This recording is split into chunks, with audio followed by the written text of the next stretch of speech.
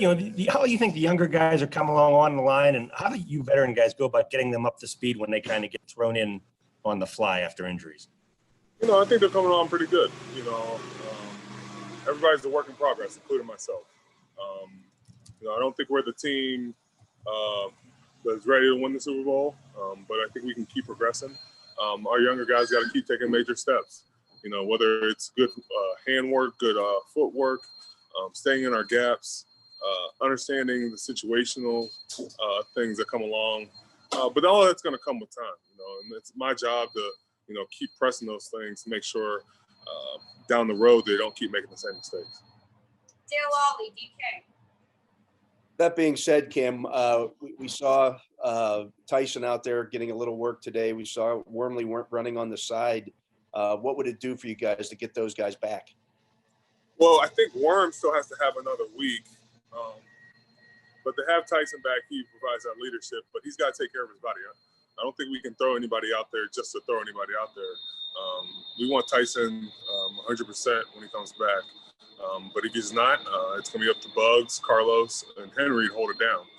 I thought they did an adequate job. Some of those guys hadn't even taken an NFL snap before. So, in that type of game and to have such critical snaps, I thought Henry did an outstanding job on Sunday. There's one play that really sticks out to me when he made that tackle and he shed the tight end. We needed that play. We needed that stop. And he was able to deliver for us. Carlos also had another big play when it came to sniffing out that screen. I thought Bugs played with good hands. There were a lot of good positives, but, there are still some things we can continue to work on. Jerry Dulac, Post-Gazette. Hey, Cam, this is obviously the first time where you've had 4 or 5 guys on the COVID list. Just curious about how you guys are reacting to it. I know it probably looks good for Ben and Vince for sure to be back, but just after everything that went on yesterday, what was the reaction from you and the guys? Just stay light on your feet. I never thought like I knew every team would be affected by this. I didn't know how, and we're all adapting.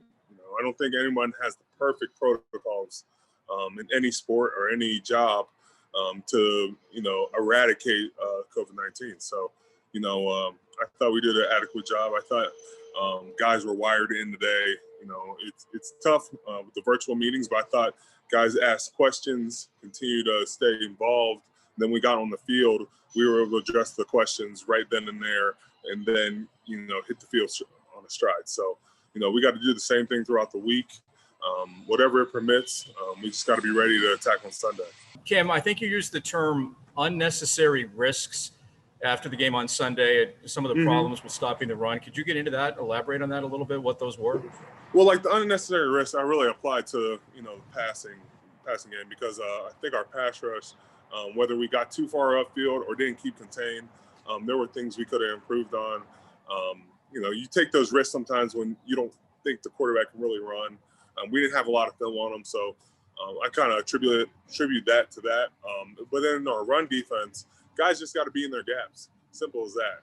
We rely on everybody being in their gaps and having gap integrity. And when we don't do that, it puts it at risk. I can relate to one play where I made the play, but I shocked the guy and I put the other guy in my gap.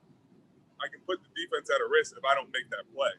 And that goes for anybody on our team. If we're going to take those risks, you got to make the play. And that's just all I know.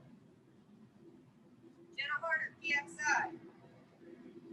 Cam, kind of along the lines of what you were saying with Burrow, what's the biggest challenge in stopping him this week?